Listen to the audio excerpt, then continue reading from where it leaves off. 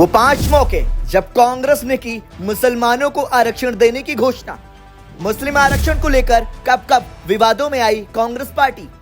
जब सीएम भास्कर रेड्डी ने की घोषणा और चली गई सरकार।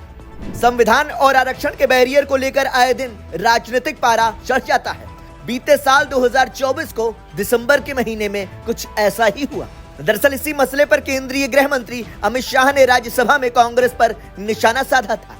अमित शाह ने कहा कि कांग्रेस 50% के बैरियर को इसलिए तोड़ना चाहती है जिससे धर्म के आधार पर आसानी से आरक्षण दिया जा सके।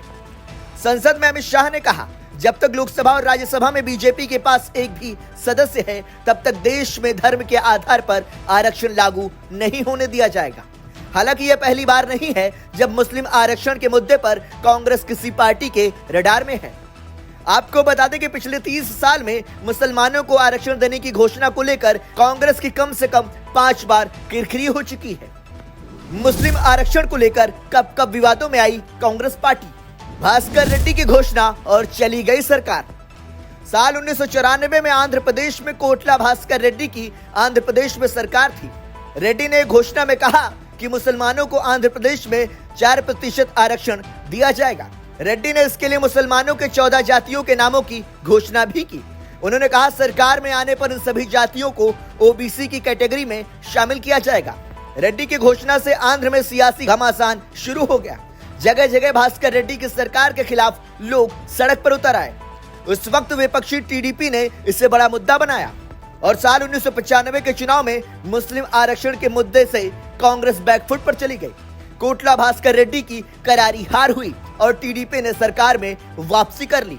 रेड्डी के प्रस्ताव को टीडीपी ने सिरे से खारिज कर दिया और साल 1999 में भी आंध्र प्रदेश में कांग्रेस की सरकार नहीं आई, जिसके बाद ये प्रस्ताव ठंडे बस्ते में चला गया।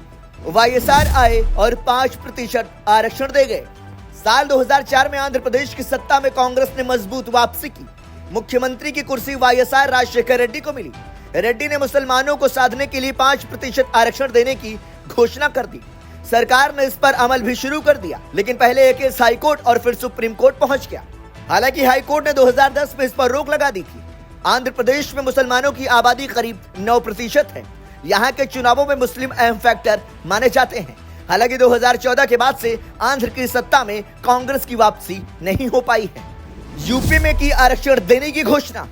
साल 2009 के लोकसभा चुनाव में यूपी की 80 में से 21 लोकसभा सीटों पर कांग्रेस को जबरदस्त जीत मिली थी।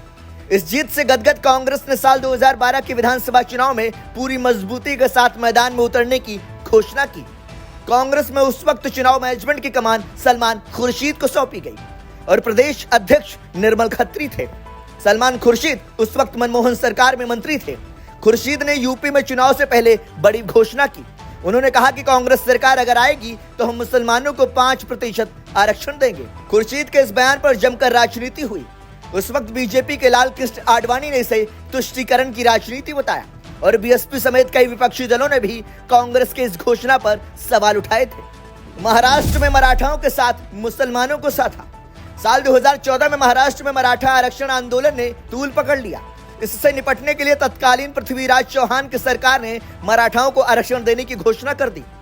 इसके तहत महाराष्ट्र में मराठाओं को अलग से 16% आरक्षण देने की घोषणा की गई।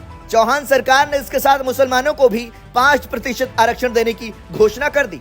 मुस्लिम आरक्षण की घोषणा होते ही महाराष्ट्र में सियासी बवाल शुरू हो गया। शिवसेना और बीजेपी ने इसका पुरजोर विरोध किया।